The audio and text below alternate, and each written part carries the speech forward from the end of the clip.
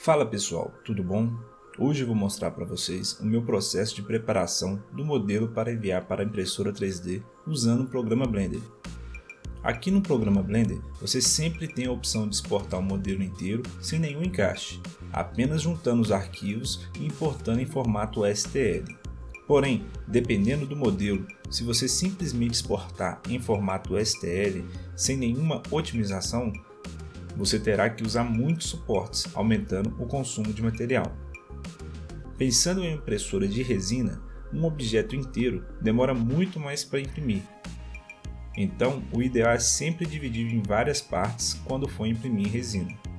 Para um tutorial completo, vou ensinar aqui também como cortar e fazer encaixes no seu modelo 3D. Inicialmente, eu começo fazendo uma cópia de todos os objetos e separando em uma pasta para melhor organização. Uma peça ideal para impressão 3D tem que estar totalmente sólida. Para isso, temos que juntar todas as subtools, criando assim um objeto único para enviar para o programa de fatiamento. Nesse projeto, vou dividir o modelo em 3 partes apenas: cabeça, corpo e base.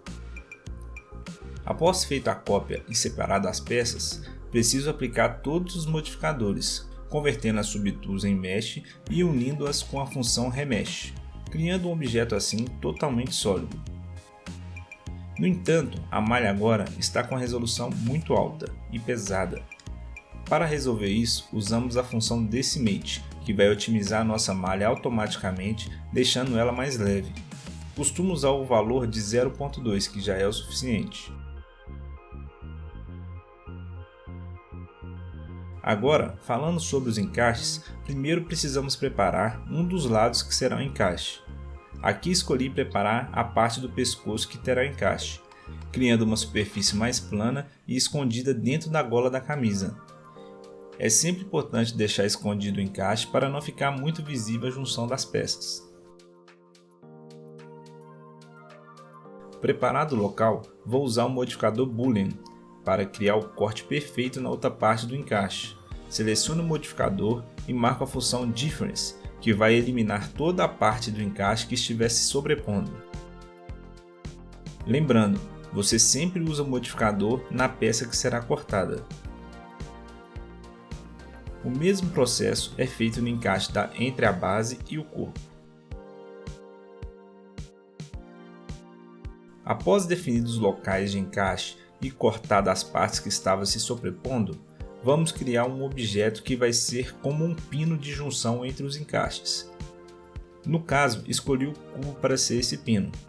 O pino pode ser impresso à parte em um modelo separado ou colado em uma das partes do encaixe.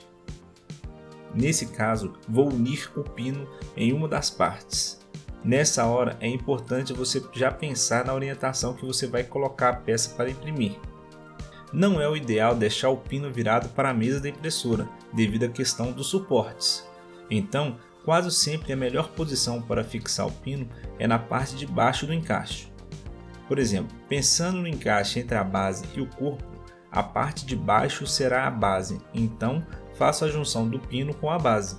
Feito isso, logo depois vou realizar o modificador Boolean para criar um buraco na outra parte do encaixe do corpo. Como se trata de uma impressão 3D, preciso considerar a tolerância de medidas, então preciso alargar o buraco de encaixe para que não tenha problema do pino não encaixar.